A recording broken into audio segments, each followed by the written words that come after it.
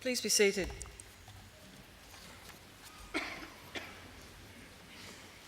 Distinguished guests, ladies and gentlemen, I'd like to invite Mr. Chris Tobin, a representative of the Darug people, to offer the traditional welcome to country. Mr. Tobin.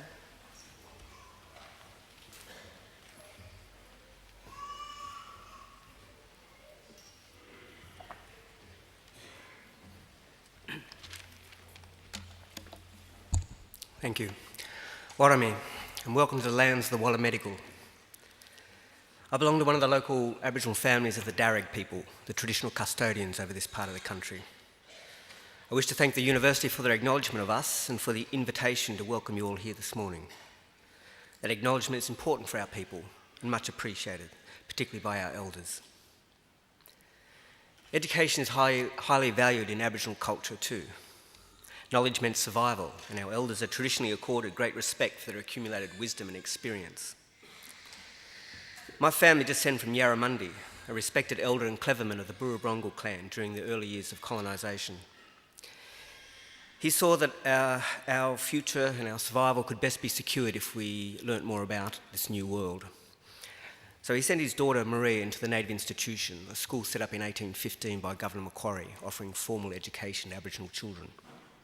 She studied there for several years and used her newly acquired skills to lobby and ultimately secure some land for herself and her family out along the Richmond Road.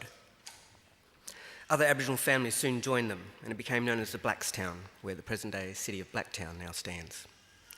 We are very proud of her, as I'm sure your families are of you here this morning. And with good reason. For your progress progresses us all. Your advancement is our advancement. Now, this was perhaps more readily understood in traditional times when camps were smaller and clan groups abided by strict sharing laws, which meant that the food that you caught and brought back was distributed throughout the rest of the camp. Your skills and good fortune were thus enjoyed by all. Your efforts literally nourished the whole community, and you, in turn, were looked after by them. Yes, we can live quite beautifully when we do it right. Our Aboriginal ancestors certainly lived well in many respects, and I use opportunities like this to offer themselves to you as a model or a benchmark on how good to expect our lives today. You see, when Captain Cook arrived here a little over 200 years ago, he described the people he encountered in Botany Bay as one of the happiest people he'd ever met in the world. They had nothing, he wrote, but the tools that they carried. They were naked, they made shelters from the bark of trees without cutting them down, and harvested food from the land without tilling the earth. In traditional times, everyone was accorded rights to the country or clan area where he or she was born into. So there was no homelessness, and no rich and poor either. Everyone had roughly the same amount of gear, what you could carry. There were no armies or jails, no rents or mortgages, no police. We have no history of slavery, and no empire building. People cooperated to collect the resources that were needed, and then they were shared out strictly according to Aboriginal law. Our lands were maintained in their natural state. Rivers were clean and unpolluted, with people drinking out of them as they have done here for the past 20,000 years. So remember, this is not an ideal, this is normal life. And there's no reason why we should expect less for ourselves and our children than what our ancestors enjoyed. Admittedly, there's a lot more of us now, so we've got a lot of work to do. But we're a clever people. So I would say expect great things from your lives and do great things. There's magic in the world. And together we can create a future that's worthy of our children and a country that we can be proud of again. We can all do our bit. I'll do mine now by winding up and letting you good people graduate. I just want to say congratulations to all of you and all the best in our collective futures. Thank you. Yana.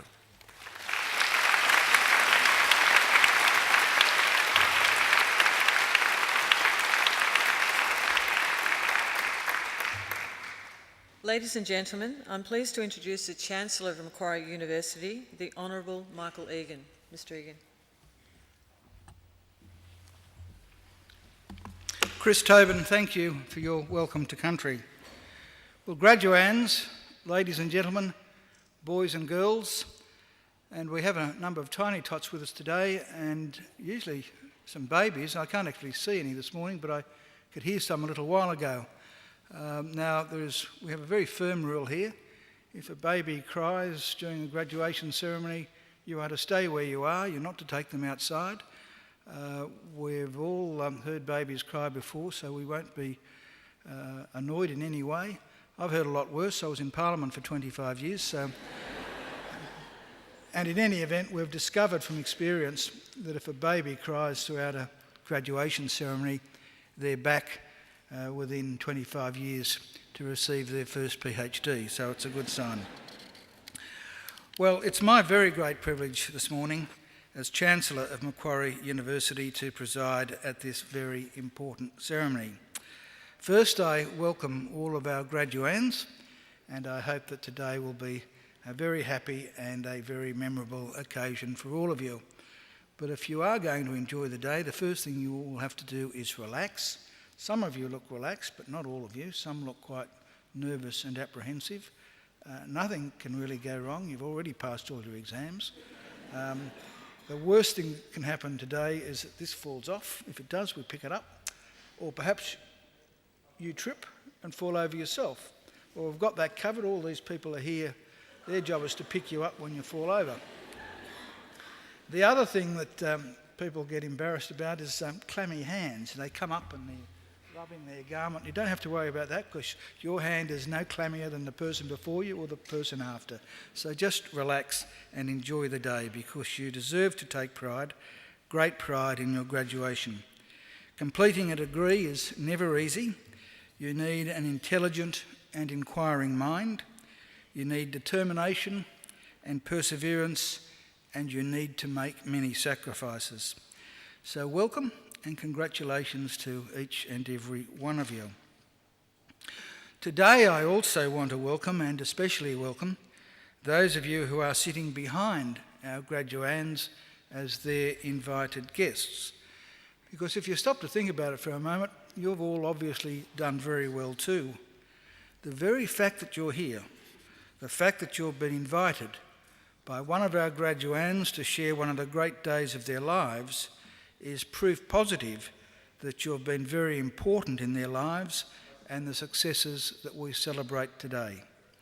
So mothers and fathers, brothers and sisters, cousins, sons and daughters, grandmothers and grandfathers, friends, husbands, wives, partners, boyfriends, girlfriends, lovers or whatever you are, congratulations and thank you for celebrating this great occasion with us.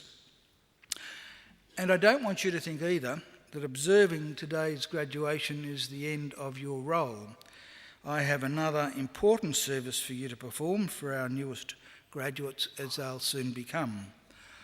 I want you to make sure that the testimonies, the degrees they receive today, are never ever put in a bottom drawer, but are always proudly displayed in a position of prominence. In other words, if our graduands are too self-effacing to proclaim their success, you make sure you do it for them. Now, the ceremony that we're about to participate in is one of the world's oldest social rituals. For centuries, graduates have been donning robes, just like the ones our graduands are wearing today, and participating in ceremonies just like this one. Indeed, there are some 50 universities in the world which can trace their history back more than 500 years. Now, I hope it won't come as a surprise to you to learn that Macquarie University is not one of those 50 universities. We're relatively young, not yet 50, just 49 years of age. But in those 49 years, we've come a long way. We now have more than 130,000 Macquarie graduates living in more than 140 countries. Macquarie is a very modern and outward-looking university. We're regarded as one of Australia's leading research universities and are currently extending our research as we are our course offerings and facilities. We're always trying to engage with the world around us. We've forged strong alliances with the community and with industry and are keen to establish more.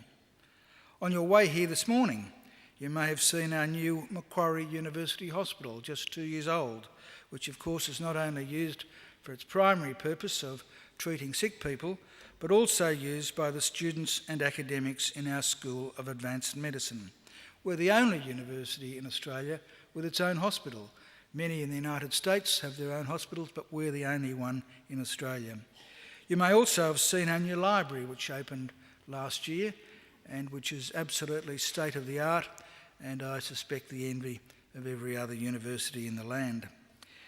And also you might have seen our new Advanced Hearing Hub, which was only officially opened last week, and which is a world-leading institute dedicated to advances in hearing, speech and language science.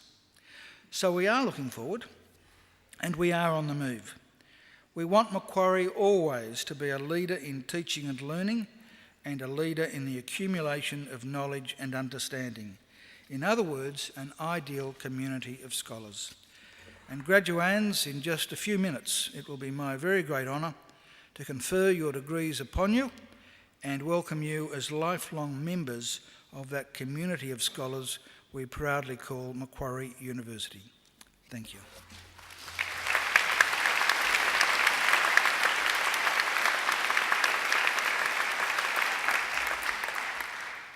Chancellor, I call on Miss Lucinda Gasbolt, who's graduating today with a Bachelor of Arts, to speak on behalf of the graduating group. Miss Gasbolt.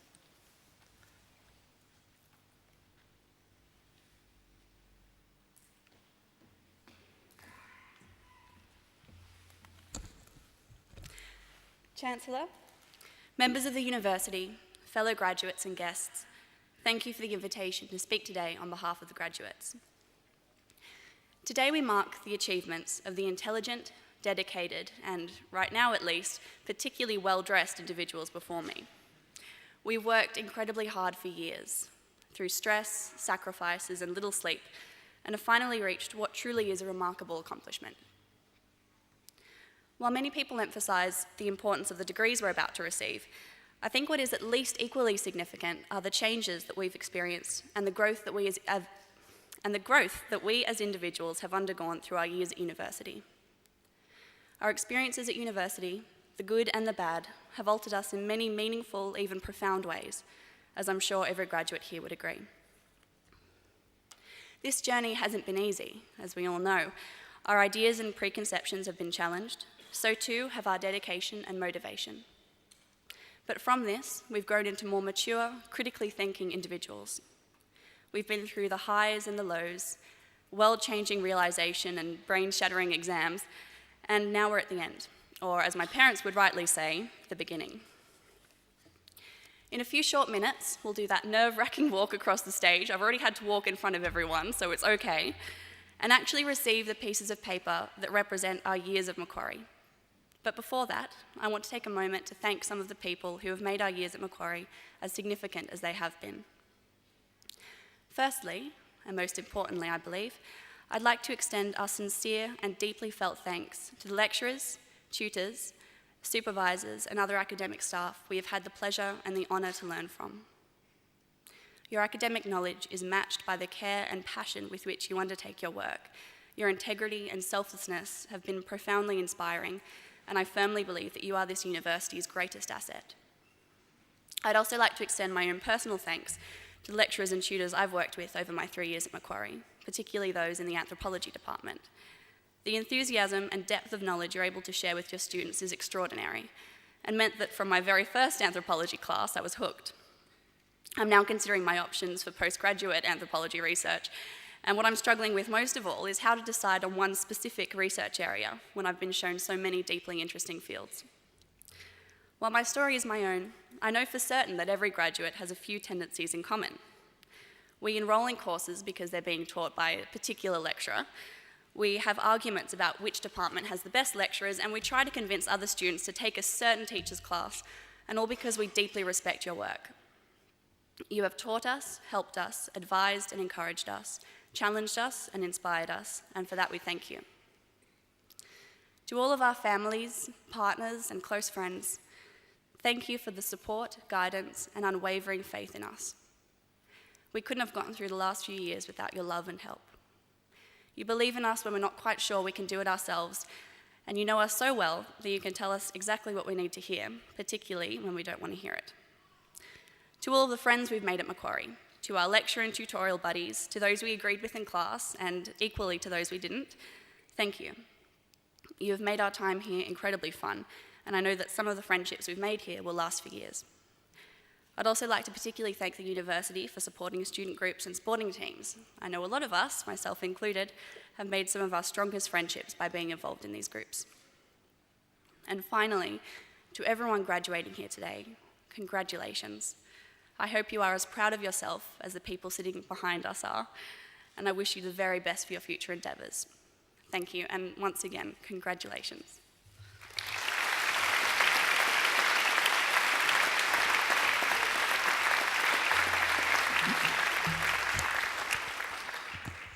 Well done, Lucinda. That was a fine speech, and congratulations also on your Bachelor of Arts degree. I was pleased to hear that this is your second time receiving a degree, and even more pleased to hear that you're going to do some postgraduate work here at Macquarie. Who knows, you might be a professor of anthropology one day. I think you'd be a tremendous asset to Macquarie University, and I wish you all the very best for the future. Well, graduands and ladies and gentlemen, we now come to the important part of the ceremony, the key part of the ceremony, the reason why we're all here today, and that is the conferring of degrees. But it's always the part of the ceremony that makes me just a little bit nervous, because I have been told that if I confer a degree on someone who is not eligible to receive it, I can't take it back. So I need an absolutely ironclad assurance from the registrar that all of you were never late in submitting an assignment, never missed a class, and are otherwise eligible to receive your degrees today. Registrar, could you give me that undertaking, please?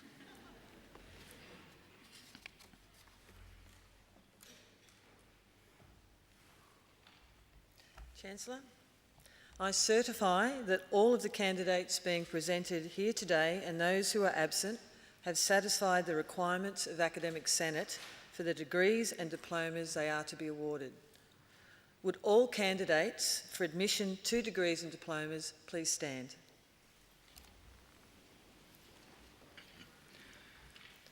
Graduands, in the name of the Council of Macquarie University and by my authority as Chancellor, I admit each of you present and those who are absent to the degrees or diplomas for which you have qualified. Graduates, congratulations.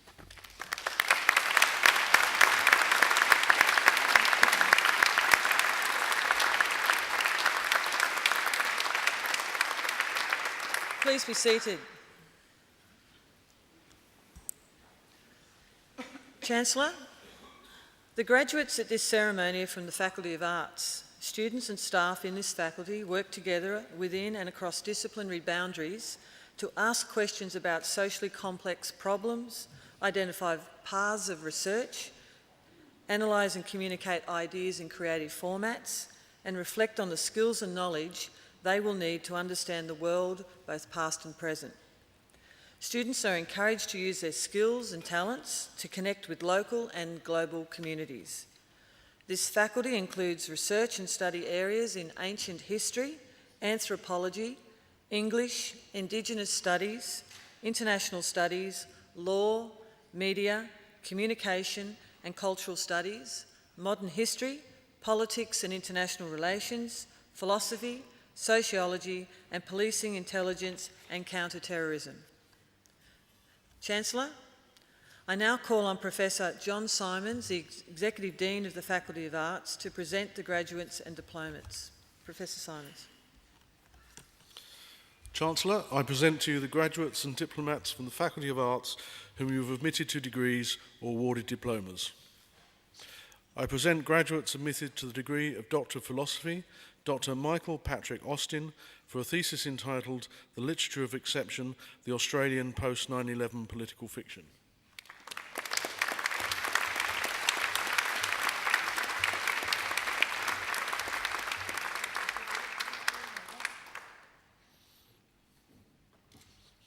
Dr. Philippa Jane Bellette, for a thesis entitled A White Writer's Ethical Uncertainties, Writing African Australians, Self and Whiteness.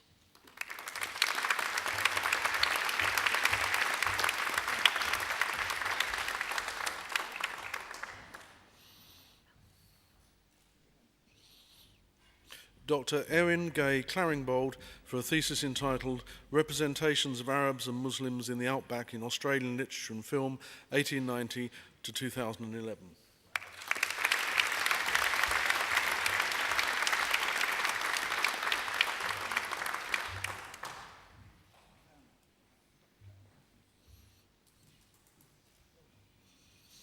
Dr. Paul Francis Egan for a thesis entitled The Development of and Opposition to Healing Ministries in the Anglican Diocese of Sydney, with special reference to the healing ministry at St Andrew's Cathedral, 1960 to 2010.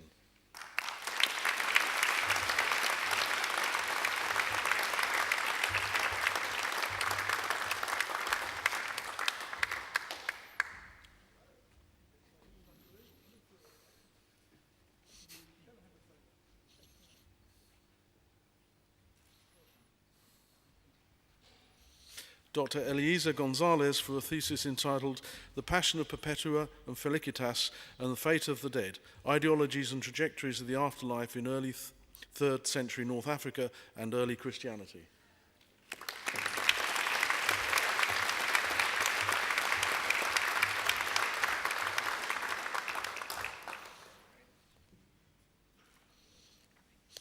Dr. Ana Katrina Manahan Gutierrez, who's been awarded the Vice-Chancellor's Commendation for a thesis entitled Imagining the Glocal, Conversations Between East and West in Children's Literature and Culture.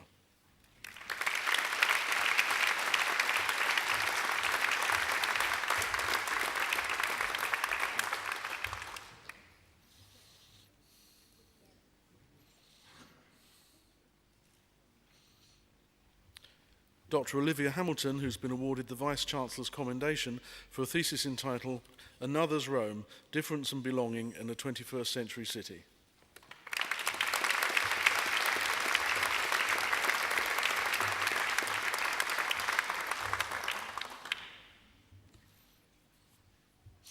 Dr. Nevan Kumar for a thesis entitled Corpora in Absentia, Anonymity and the Literature of... Dr. Michelle Teresa Hampson for a thesis entitled Men at Work, a comparative study of workshop scenes in the tombs of the Old Kingdom, applying an anatomization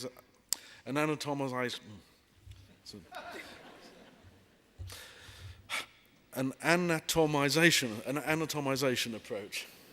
Sorry.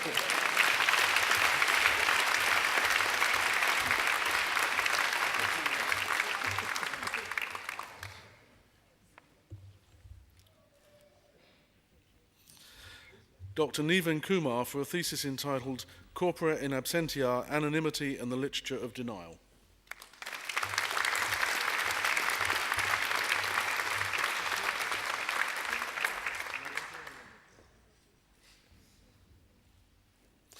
Dr. Angela Sophia Laloggia for a thesis entitled Engineering and Construction in Egypt's Early Dynastic Period, a review of mortuary structures.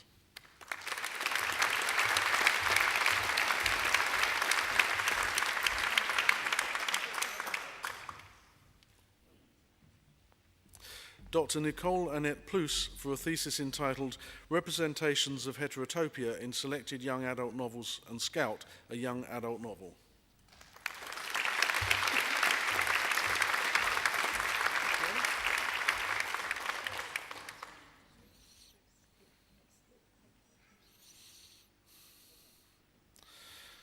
Dr. Fiona Radford for a thesis entitled The Many Legends of Spartacus, the Production History of a Film.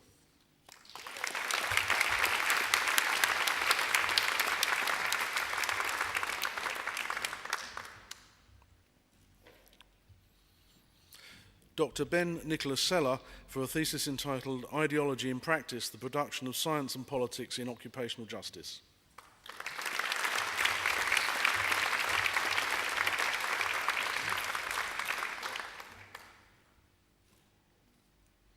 Dr. Emma Simone for a thesis entitled Virginia Woolf and Being in the World.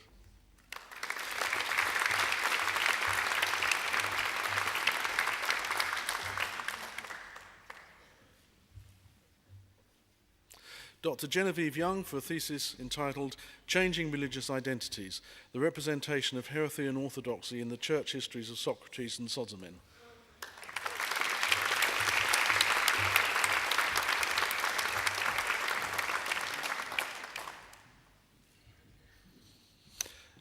I present graduates admitted to the degree of Master of International Relations with the Master of International Trade and Commerce Law, Tamara Mustagusul Haq.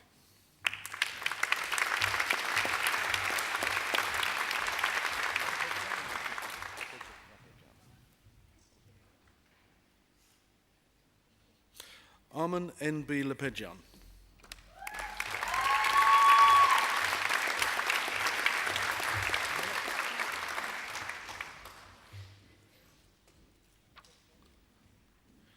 Menaka Rumya Pradeep.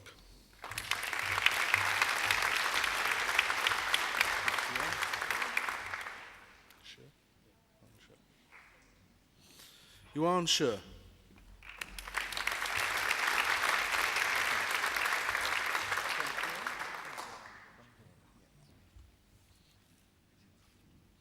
Peter van Zoren.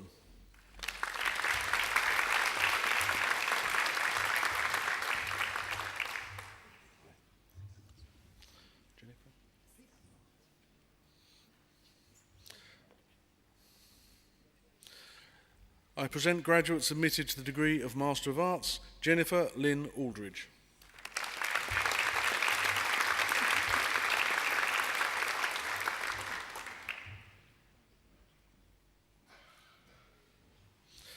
Hannah Louise Andrews.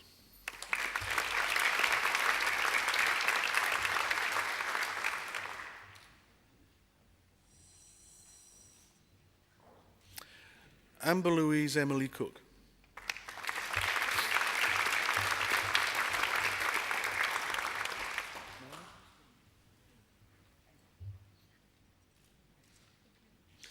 Melanie Louise Draper.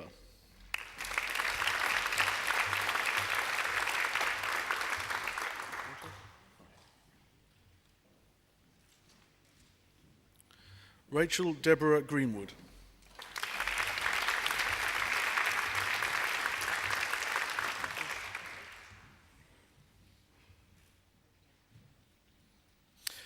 Matthew Anthony Jenkins Jones, who has been awarded the Vice-Chancellor's Commendation for Academic Excellence.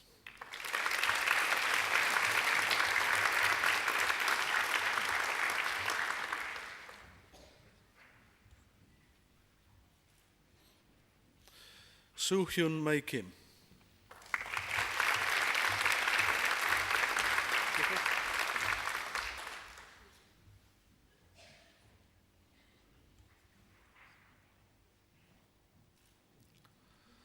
Nicholas John Manning.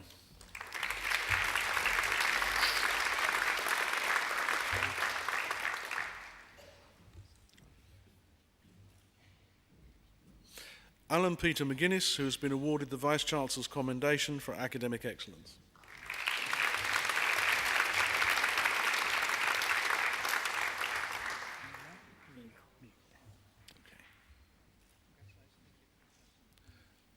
Ashley Heather Meikle.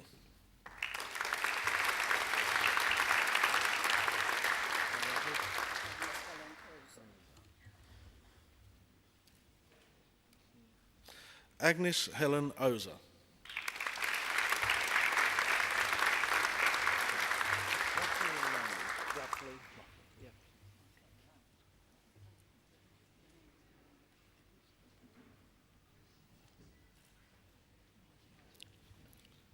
Brian Wilton Ruffley.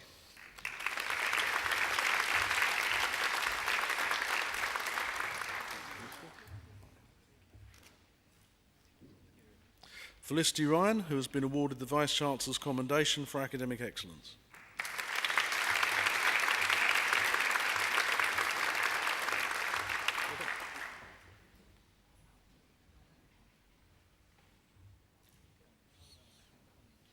Robert Neil Thomas.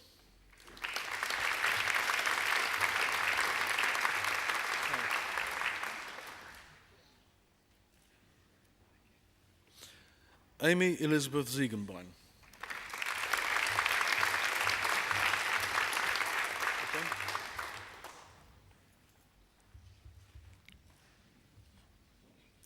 I present the graduate admitted to the Master of Environmental and Local Government Law, John Trent Gorman.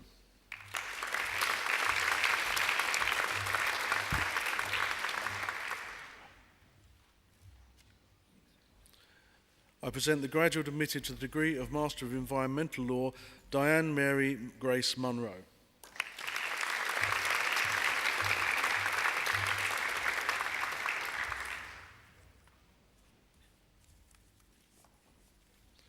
I present graduates admitted to the degree of Master of International Environmental Law, Jack Crittenden, who has been awarded the Vice-Chancellor's Commendation for Academic Excellence.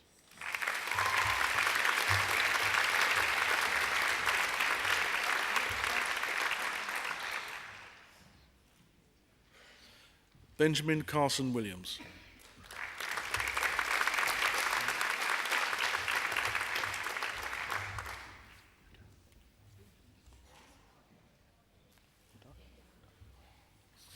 I present graduates admitted to the degree of Master of International Trade and Commerce Law, Huda Abdullah Al-Akwasami.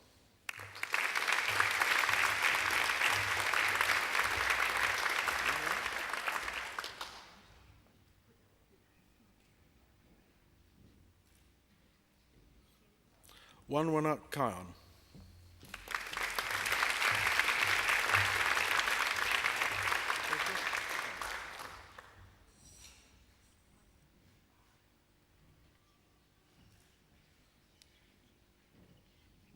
Tracy La.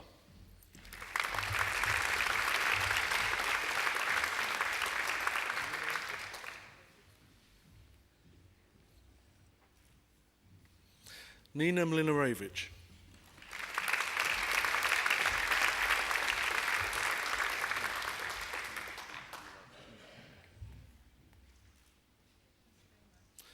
Michael Moulet.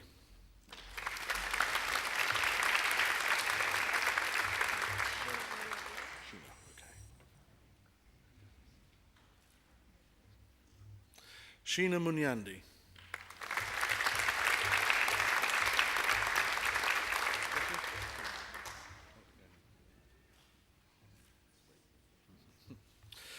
Jesse Stevenson.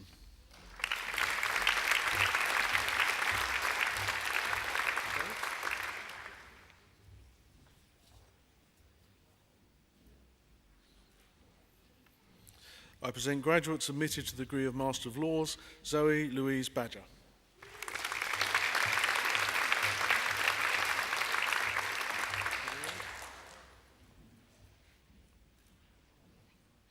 Tawyom Shrikhan.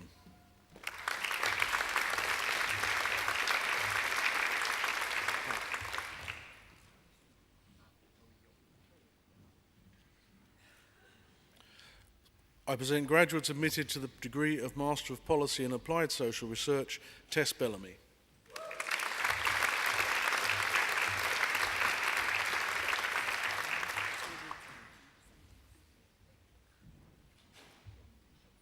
Sangeeta Bhatia.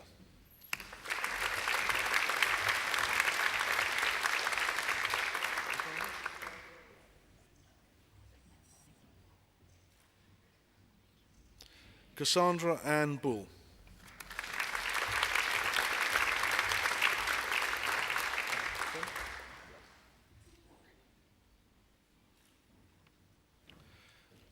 Sen Lin.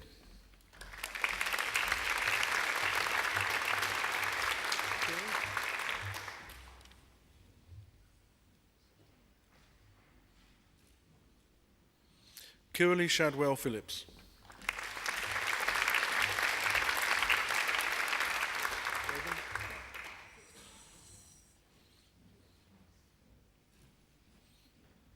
Brogan Renshaw.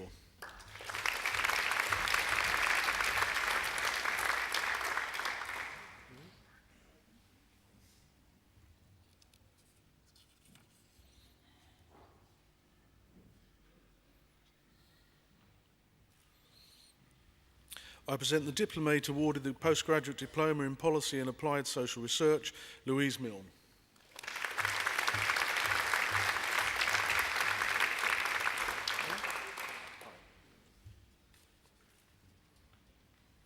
I present the graduate admitted to the degree of Bachelor of Arts with the Bachelor of Laws with Honours, Ella Dalrymple.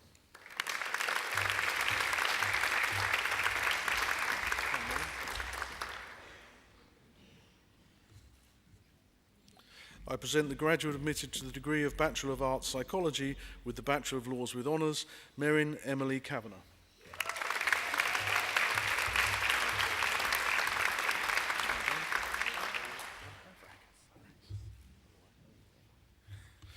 I present the graduate admitted to the degree of Bachelor of Commerce with the degree of Bachelor of Laws with Honours, James Vrakas.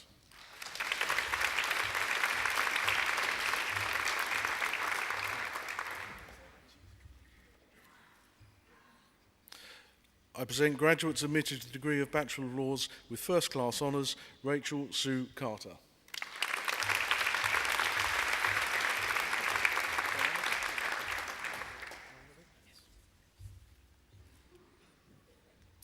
Andrew Stojanovic.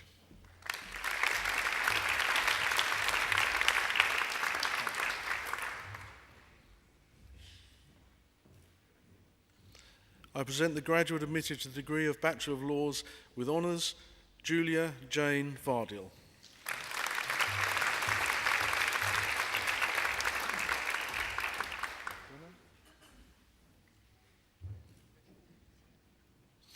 I present graduates admitted to the Honours degree of Bachelor of Ancient History with First Class Honours, Brennan Ian Dew.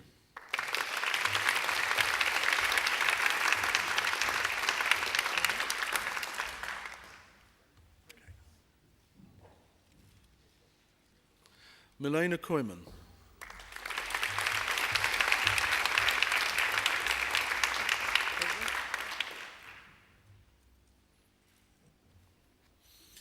Caitlin Miles.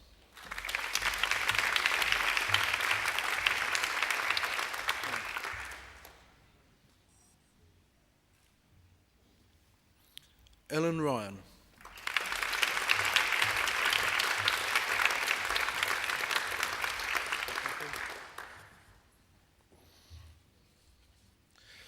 I present graduates admitted to the Honours degree of Bachelor of Ancient History, Catherine Elizabeth Chong.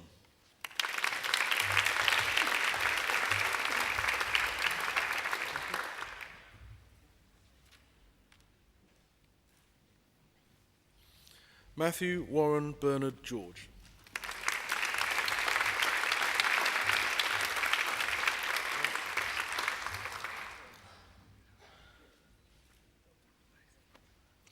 Lance Allen Shortus.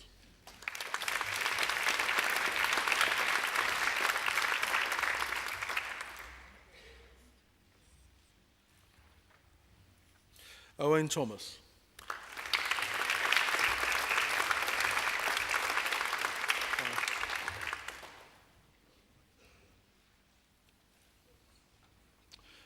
I present graduates admitted to the Honours degree of Bachelor of Arts with First Class Honours, Ella Simone Dixon.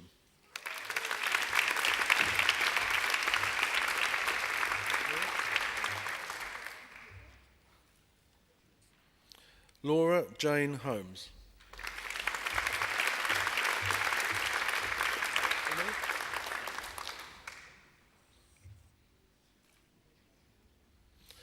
Emily Shamin Lau.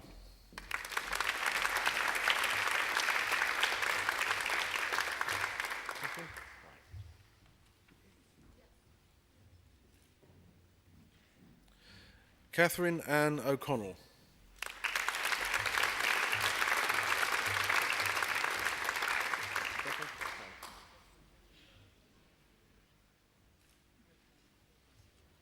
Rebecca Ruth Peach.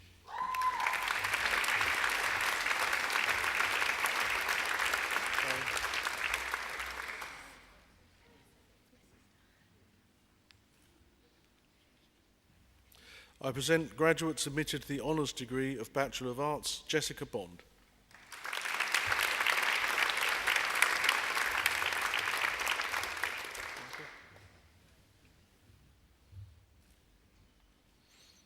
Michael Thomas Bolton.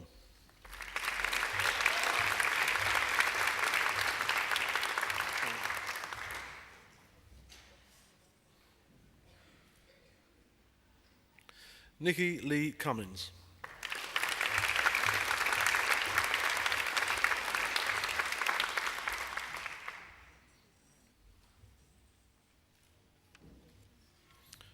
Joshua Stanley Davis.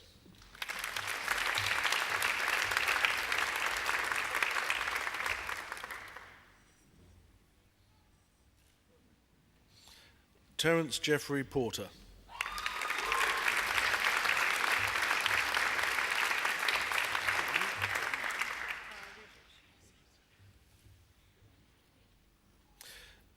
Indra Mangala Rusic.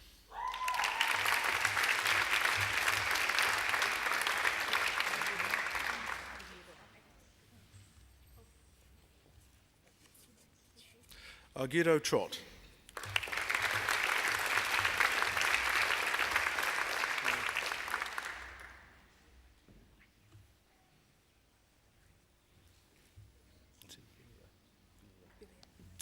I present graduates admitted to the degree of Bachelor of Arts with a Bachelor of Laws, Erin Amelia Villiers Hawkins.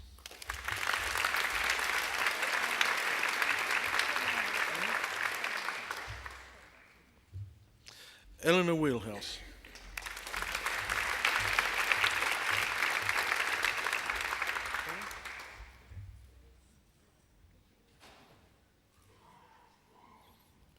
I present the graduate admitted to the degree of Bachelor of Arts with the Bachelor of Science, Daniel Malden Walker.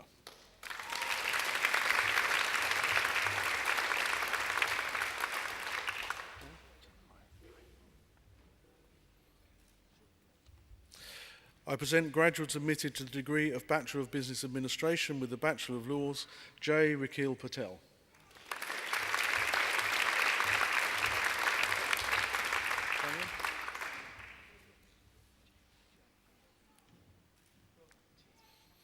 Daniel Robert Pereira.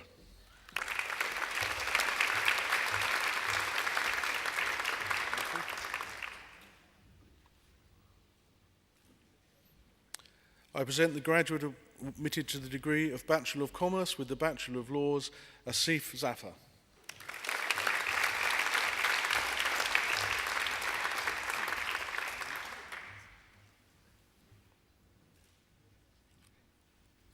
I present the graduate admitted to the degree of Bachelor of Science with the Bachelor of Laws, Paul Vlad Maluga.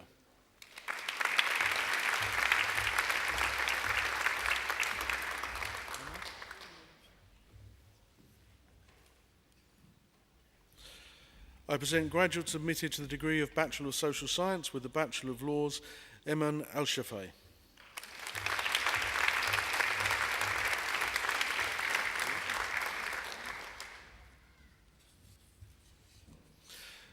Louisa Low Cow.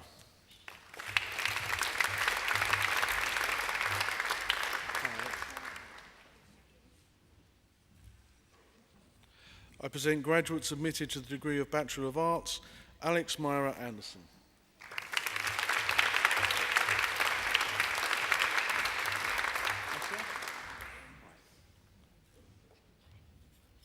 Claire Miriam Atias.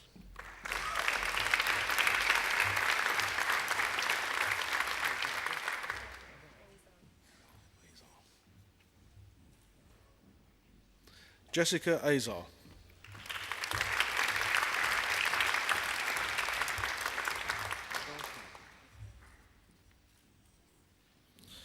Charles Douglas Barnett.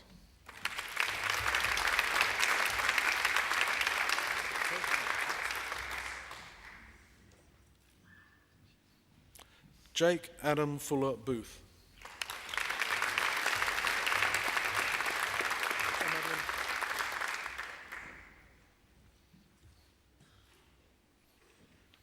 Madeline Boris.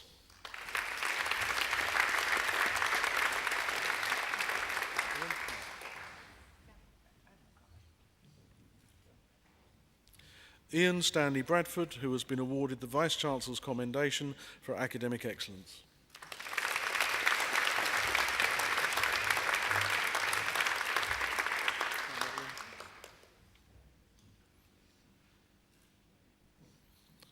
Madeline Brown.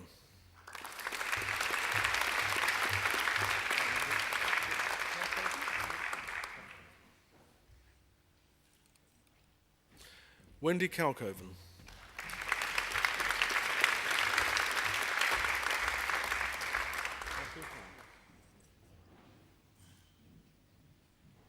Matthew James Cameron.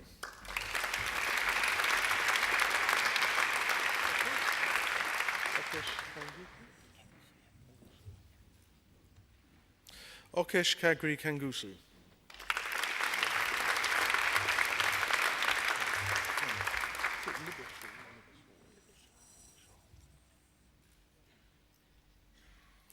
Lucinda Libershal Casbolt.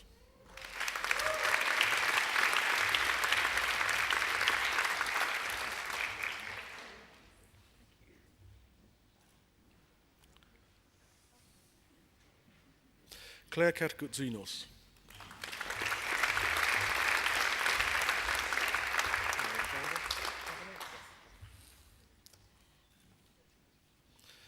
Alexander Cavanett.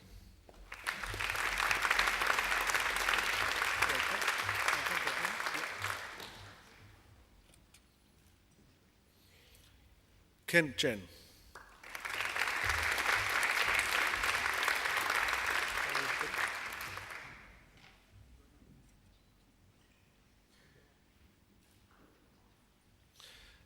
Elizabeth Collins.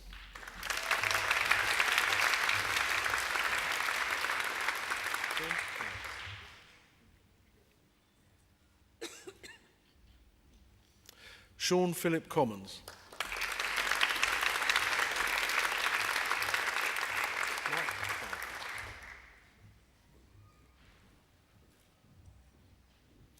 Mark Michael Conroy.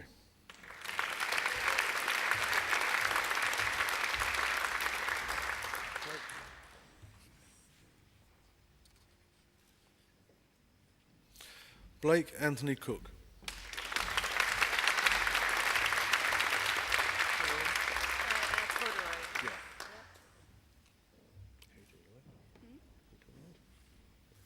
Erin Louise Corduroy.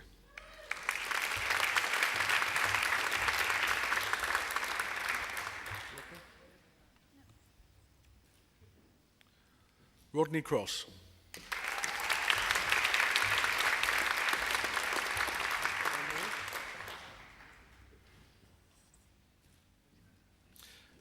Anne-Marie Maureen Dabinet, who has been awarded the Vice-Chancellor's Commendation for Academic Excellence.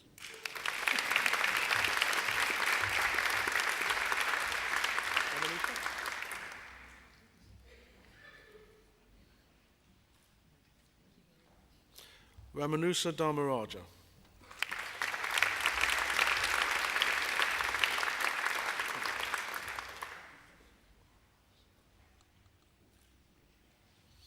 Kira J. De Rosa.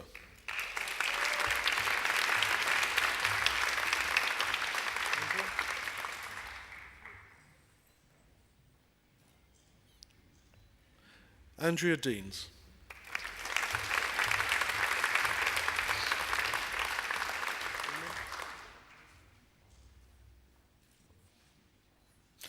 Bronwyn Marie Donahue.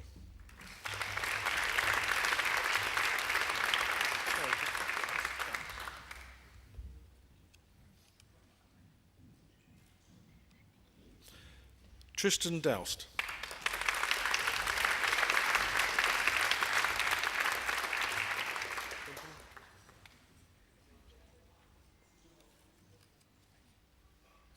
Benjamin Eppel.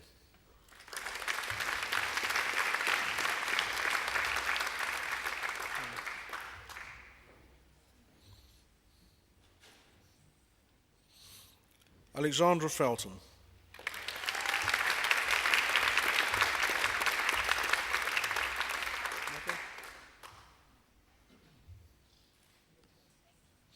Madeline Ferguson.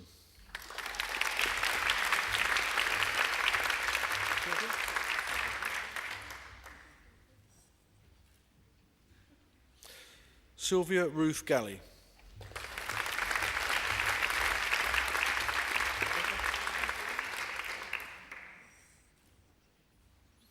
Rebecca Margaret Graham.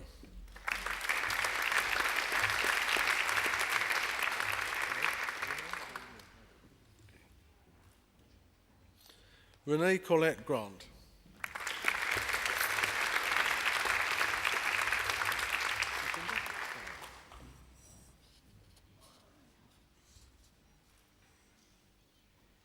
Lucinda Naomi Guzman.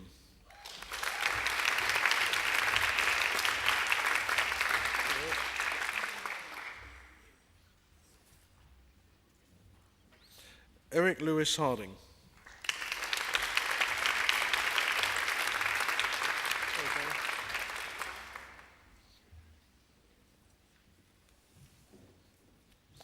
Donna Mary Harpham.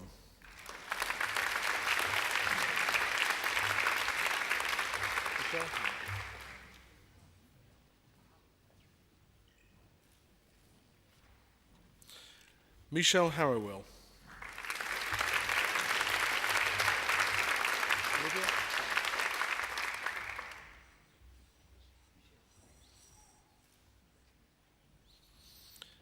Olivia Hartley.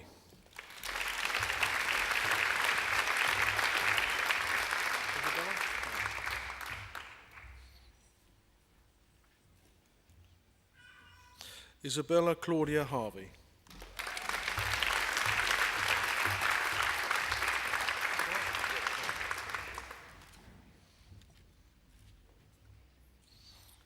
Clark Jordan Hawke.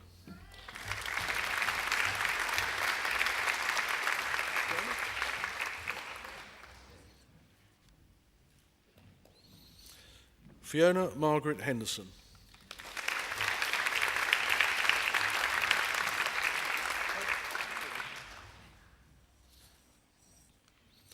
Kate Elizabeth Hipwell.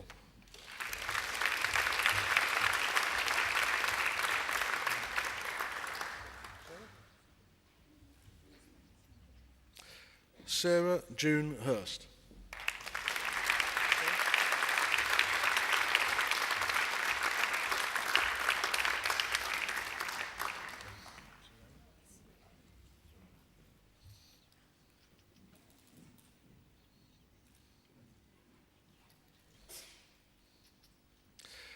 Susanna Chuk Ha Ho.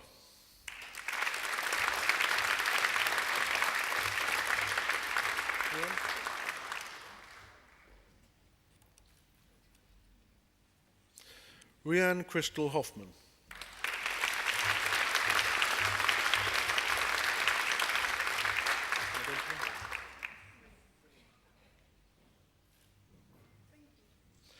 Benjamin Neville Hutton.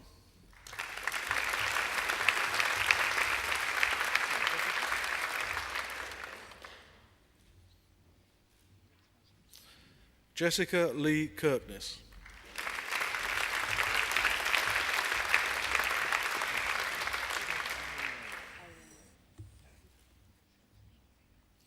Aileen Francis Knight.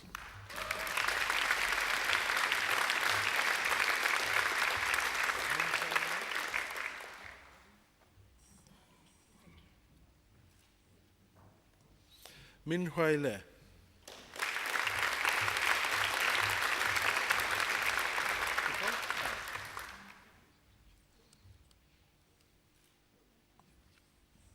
Nicole Kim Leong.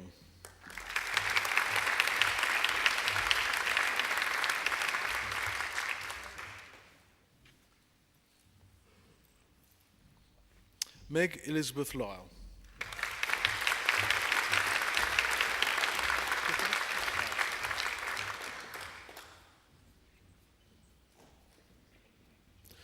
Christopher Robert Marston.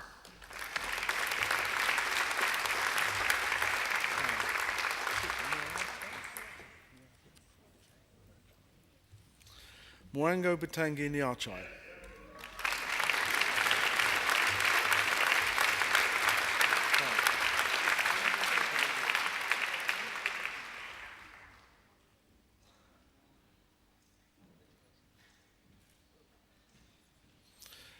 Genevieve Vera Onslow.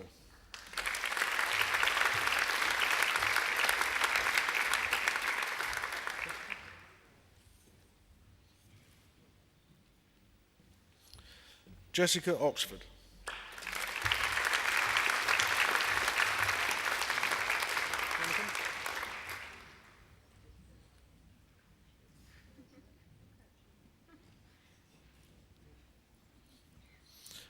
Jonathan Pastolero Yin.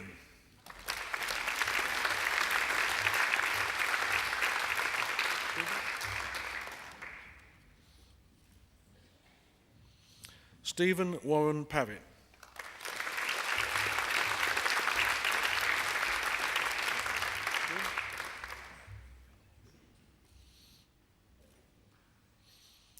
Dean Edward Roberts.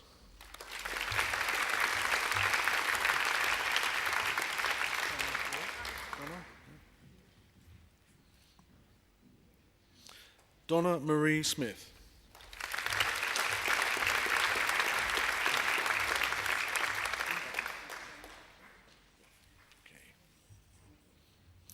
Joshua Nicholas Spuddick.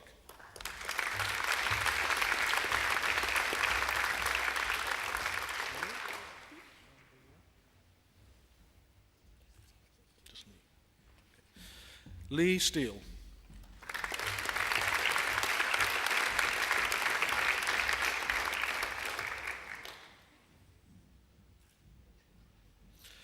Emily Sarah Stevens.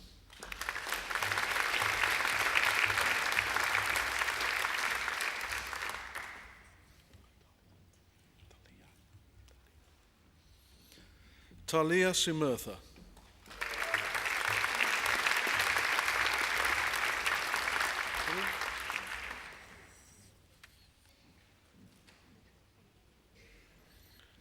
William Thomas Simons.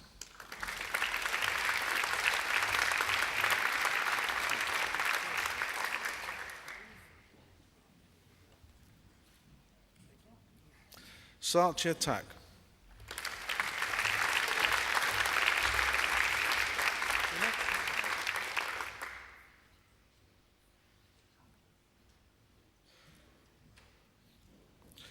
Emma Catherine Thompson.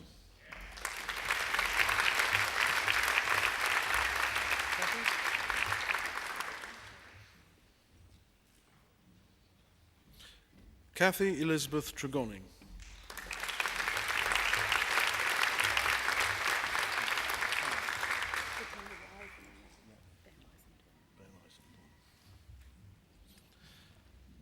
Catherine van Eisendorn.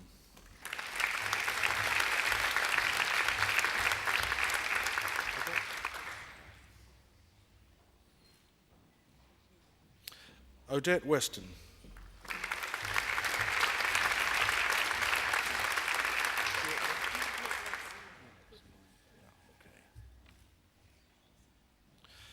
Lydia Wietlewski.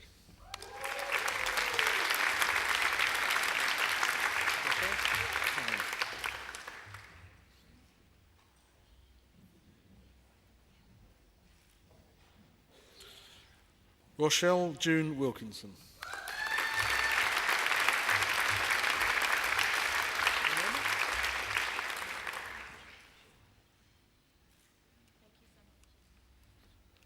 Winoma Wong.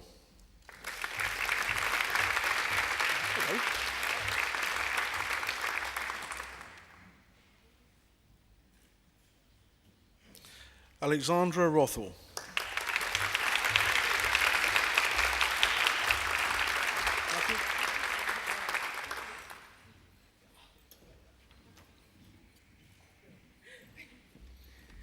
Matthew Tuck Mun Yap.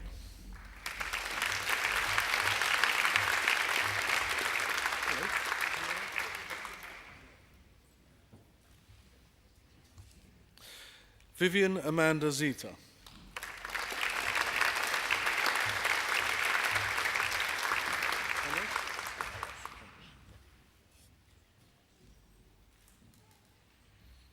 Hanos Sharouk Mistry.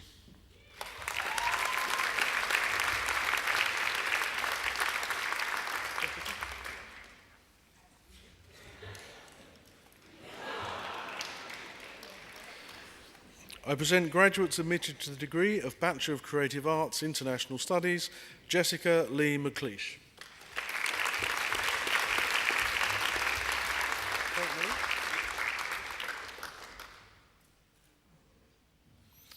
Kate Marie Thorpe.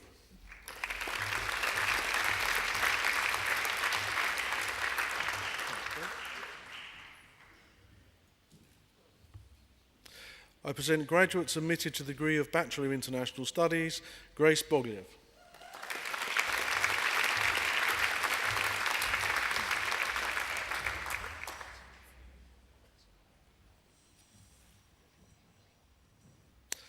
Chantal Marie Sputchens.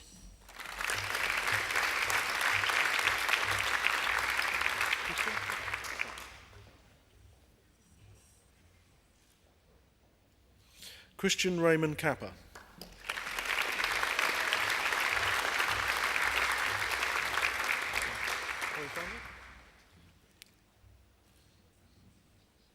Alexandra Beaumont Chambers.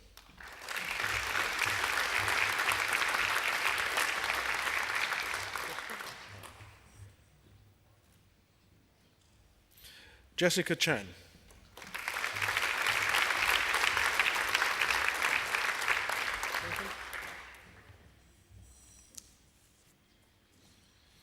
Duncan Peter Fredericks.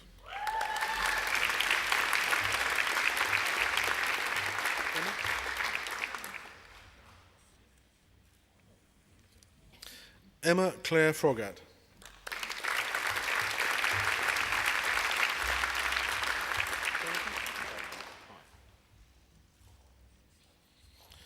Jonathan Christopher Greet.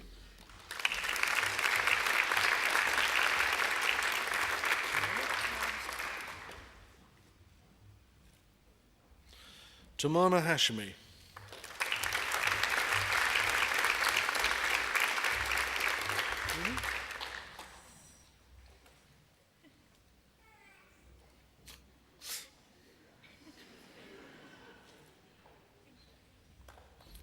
Yumi Imai.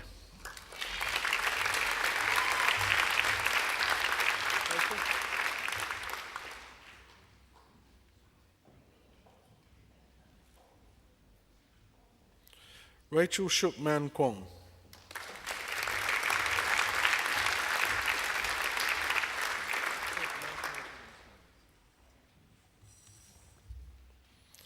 Vanessa Emily Martinez.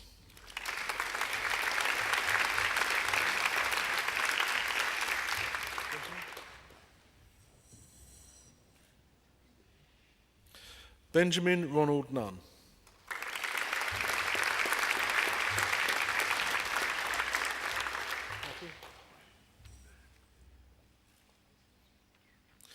Matthew Charles Penn Simons.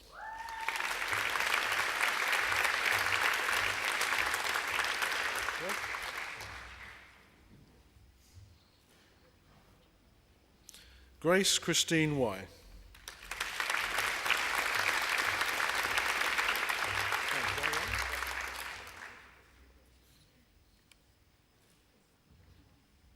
Hua Yang.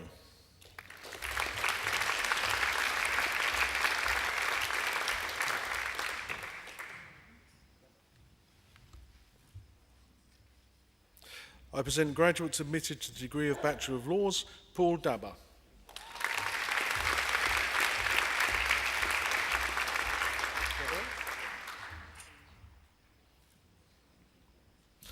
Clavel Q Fung Lee.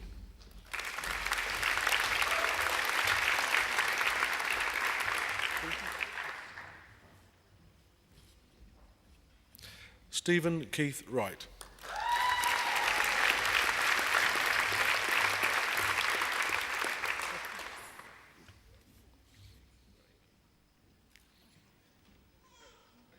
I present graduates admitted to the degree of Bachelor of Social Science, Jessie Ann Batkin-Walkerden.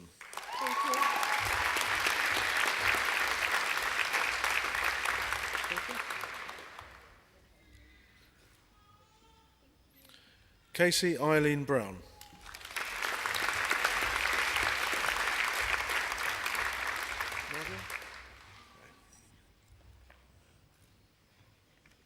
Nadia El Kholi.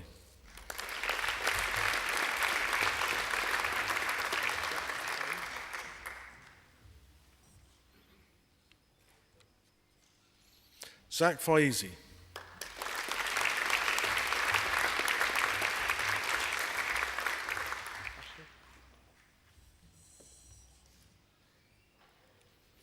Ashley Marie Hennessy.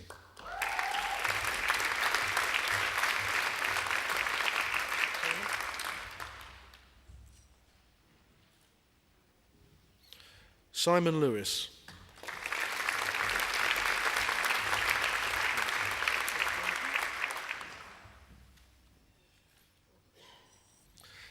Nasha Pistonji.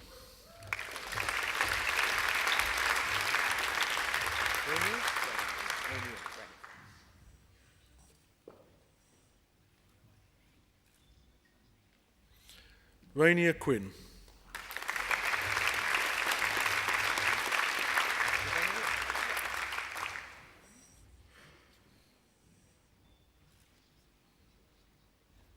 Dragana Stravanovic.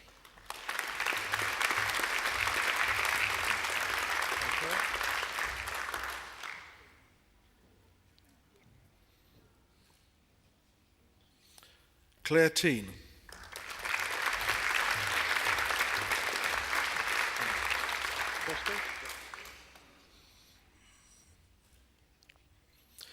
I present diplomates awarded the Diploma in Languages, Bosco Lamb.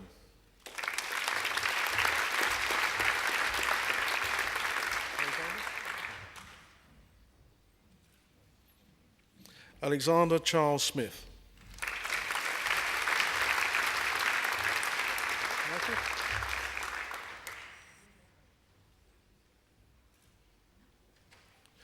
I present the diplomate awarded the Graduate Diploma of Education, Michael Ritchie.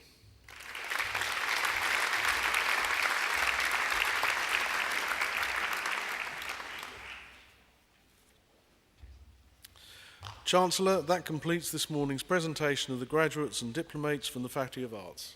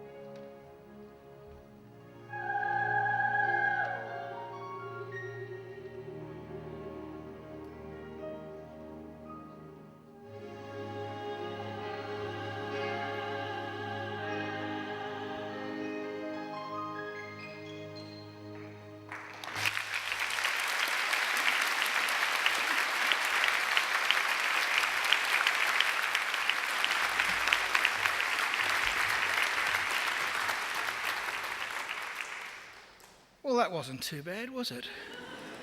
That beautiful voice, ladies and gentlemen, belongs to Angela Brewer. Would you like to hear Angela sing just a little bit more? Okay, it's very simple. You enrol in another degree, and when you come back, I promise you Angela will be singing again at your graduation. Well, graduates and ladies and gentlemen, it is our pleasure at today's ceremony to honour, in accordance with a resolution of the University Council, Mr. Victor Carroll for admission to the degree of Doctor of Letters Honoris Causa of Macquarie University. I now call upon Professor Bruce Doughton, Vice-Chancellor of Macquarie University, to read the citation. Professor Doughton.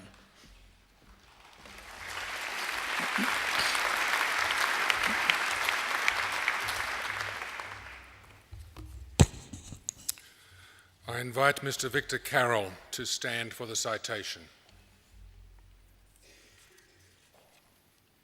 Chancellor, Victor Carroll is one of those most distinguished on the roll call of Australian editors and journalists, many of whom today credit much of their success to his guidance, experience and his wisdom.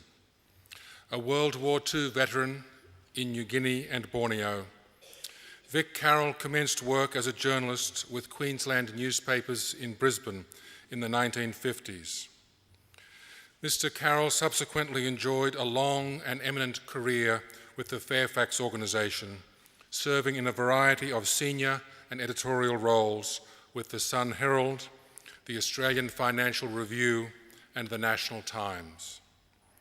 Mr. Carroll forged an editorial path of distinction for each newspaper he has led, sometimes at odds with the parent company. Appointed towards the conclusion of his full-time career by one of his former editorial protégés, who was then serving as the executive editor of Fairfax, Mr. Carroll was ultimately appointed as editor and then editor-in-chief of the Sydney Morning Herald. During his 4 years with the Sydney Morning Herald, he transformed the newspaper, hired new staff, introduced lifestyle sections, sharpened the paper's political, business and economic coverage, and broadened its editorial policy. During this period, as editor-in-chief, the Sydney Morning Herald was listed as one of the top 20 newspapers in the world. Since retirement from Fairfax in 1986, Mr. Carroll has remained active in journalism, contributing features on business and economics for the Sydney Morning Herald and the Financial Review, and through occasional cogent pieces to the editor on economic and financial matters. Chancellor, it is with distinctive pleasure that I present to you a truly extraordinary Australian, Victor Carroll, for the award of the degree Doctor of Letters Honoris Causa.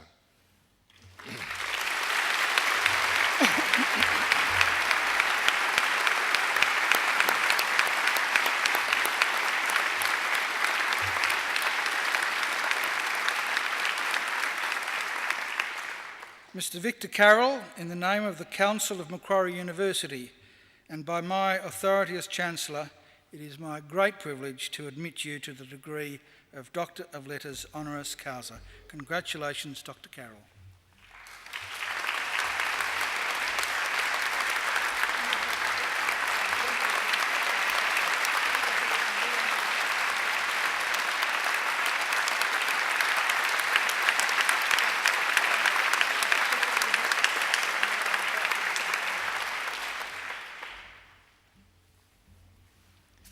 Ladies and gentlemen, I now invite Dr. Carroll to deliver the occasional address. Please welcome Dr. Carroll.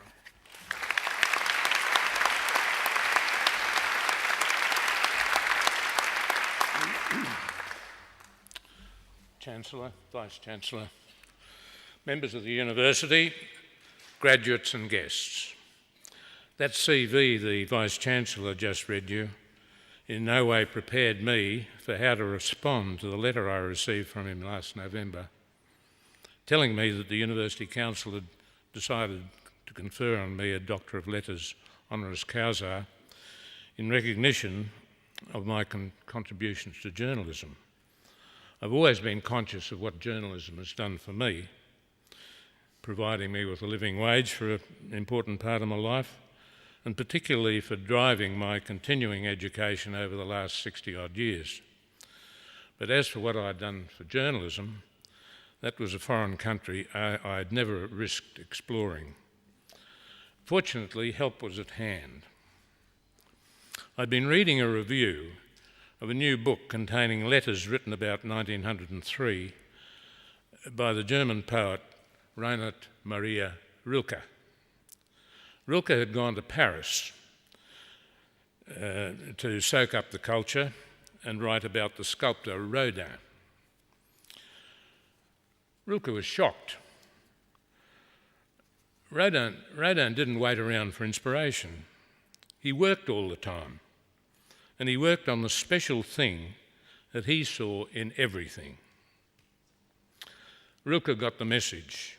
The ding, the thing, to be observed in everything, was paramount. And writing about it required an economy and precision of words to match the economy and precision of the sculptures that Rodin made of the things he saw.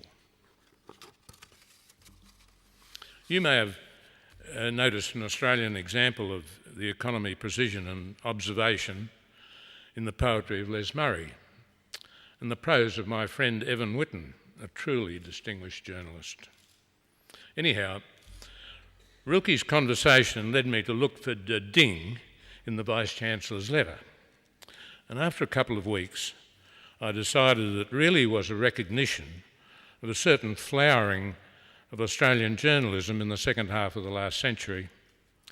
This coincided with the establishment of two national daily newspapers, the Australian Financial Review and the Australian, and a vigorous new growth in investment in education. The Financial Review became a daily in September 1963. Macquarie University opened in March 1964. The Australian hit the streets 3 months later. I doubt that either newspaper project would have passed cost-benefit analysis. Who could have foreseen the stirring events of the 60s?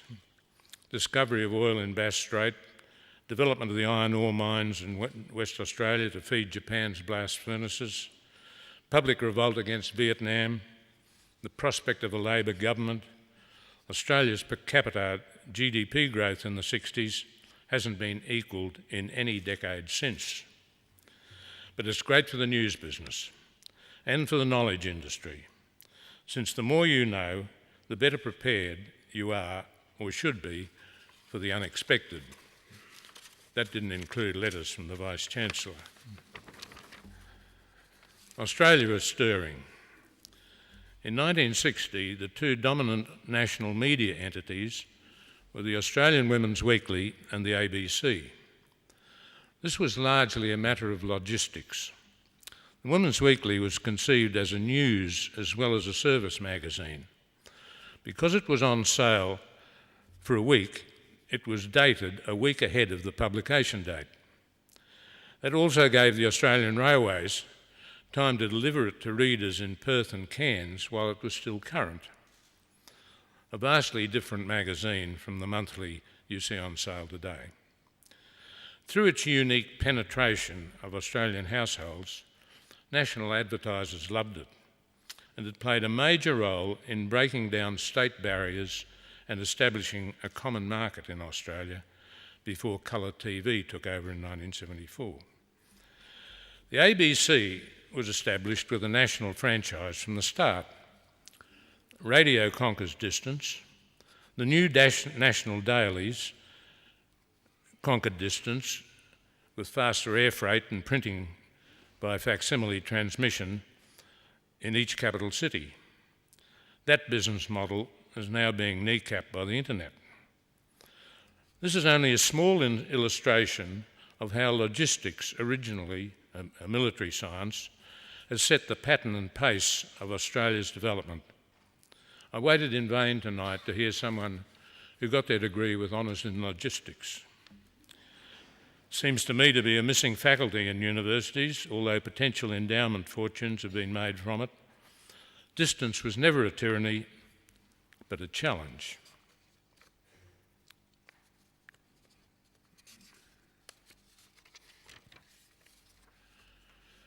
If there's a tyranny today, it's lack of distance, that is, time between information and decision. Federation and common markets are work in progress. The US has been at it for 230 years, Germany for 140, Australia for 113, Europe for less than half that. Progress has usually been painful and confused and erratic. That's the nature of democracy. Change means toes are trodden on, fortunes and entrenched positions threatened, constitutions challenged, acrimony rules, governments change. We are witnessing one of the greatest examples of what Joseph Schumpeter called creative destruction, as the internet creates new media and undermines the old, which is in the unique position of reporting its own decimation. Education helps to explain and accommodate change, and dogma is the real enemy. At the beginning of the 1960s, only 15% of boys and 10% of girls 17 years old were still at school in Australia. Investment in education in the last 50 years has been breathtaking. I looked up education in the index of an economic history book I was reading recently. The entry read, "Education, see human capital." That's macroeconomics for you, thinking in aggregates. I don't see a room full of human capital before me. I see 200 graduates with the wider horizons their parents had always hoped for them. Most of the kids I went to school with in North Queensland in the 1930s left school at 13. The end of primary school exam was known as the scholarship, the passport to the workforce. That continued after World War II. When Professor Fred Chanel came from the UK to take the chair of education at Queensland University in the late 1940s, the professor of obstetrics told him, "Fred, the first thing Queensland mothers ask as they gaze in wonderment at the wet head of their new baby is, 'Doctor, do you think he'll pass his scholarship?'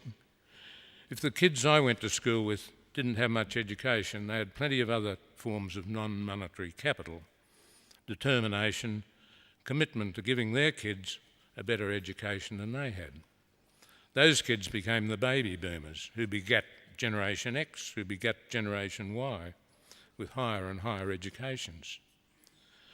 What would you ask your obstetrician when you look with wonderment at the wet head of your baby?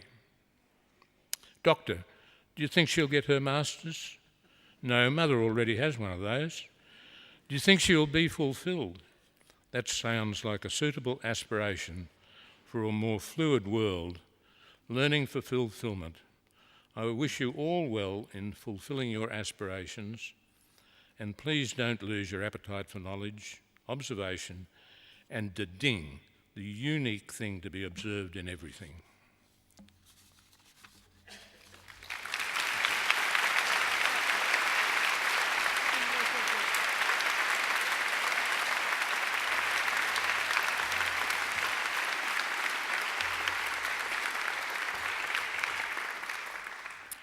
Well, one of the great things about being Chancellor of Australia's best university is that you get to meet people who you have admired from afar for a long time.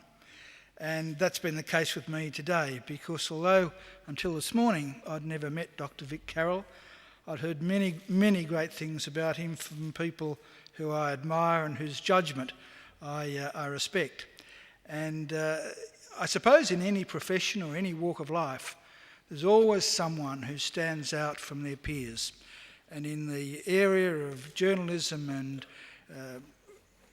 being a newspaper editor, this man can boast that there is no one more esteemed than him.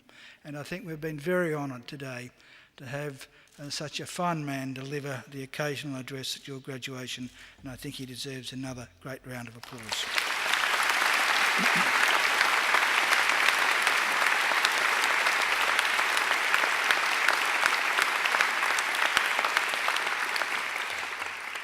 And by the way, it's worth buying the Financial Review just to read occasionally the great letters that he still writes to the editor. They're really worth reading. Well, graduates, this ceremony marks the end of one stage in your relationship with Macquarie University, but it is certainly not the end of your association with Macquarie. From today on, for the rest of your lives, you are part of the bigger Macquarie family, which is our alumni, and part of the network of Macquarie alumni, which now spans the globe. We'll keep in touch with you through our alumni program, which is focused on lifelong learning, lifelong support, and lifelong connections. Our commitment to you is to help you keep in touch and engaged with Macquarie throughout your life. And please make sure you come back to Macquarie, either to undertake more study, to attend alumni events, use our aquatic and fitness and sporting facilities, or perhaps the library, or even, as some people do, just to enjoy a picnic down by our lake. Graduates, the award of a university degree carries many opportunities and privileges, but like all privileges, it also carries responsibilities. Believe it or not, you, each and every one of you, can change the world. And you don't have to be a Nobel Prize winner to do it either, because almost everything you do in your homes, in your workplaces, and in your communities matters and can make a huge difference. The consequences of every effort, every action, large or small, can reverberate throughout society through the decades, indeed the centuries. Even something as simple as a kind word or a kind gesture can often be the spark that ignites a great life or a great career or a great achievement.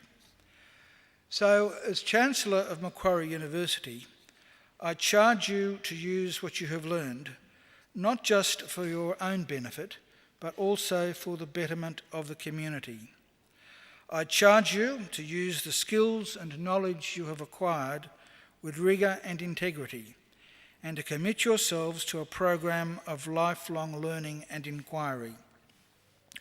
I charge you to recognise the worth and dignity of all people, particularly those who have not had the opportunities that you've enjoyed. I charge you to set high goals and to continue the hard work that has brought you so far. I charge you, wherever you go, to go with all your heart. And in all you do, I charge you to uphold the good name of Macquarie University. Graduates, I hope also that you'll always remember the people who have helped you along the way, many of whom are here with you today. So to acknowledge their contribution and thank them for it, I'm now going to ask you to do a few things. First, graduates, I'd like you all now to please stand. Now I'd like you to place your testaments, your degrees, on the seats behind you. And I'd like you all to turn around and face your families and friends. And now I invite you to give them a mighty round of applause.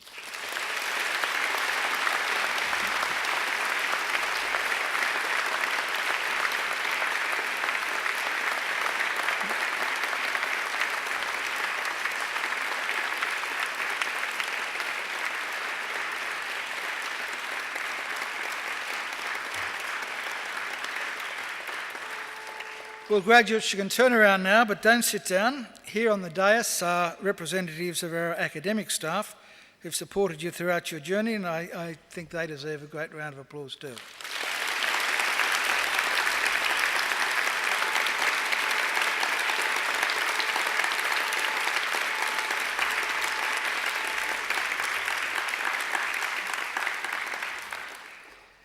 Well, ladies and gentlemen, the official party will now leave the courtyard through the centre aisle and will be followed by the graduates. I would invite you all to now please stand. And please remain standing until the last of the graduates have processed out. And then I invite you all to join us at the University Court for some light refreshments. Well, graduates, I wish you the very best for the future. And in the words of the old Irish blessing, may the road rise up to meet you. May the wind always be at your back. May the sun shine warm upon your face and rains fall soft upon your fields. And until we meet again, may God hold you in the palm of his hand. Thank you and good luck, graduates.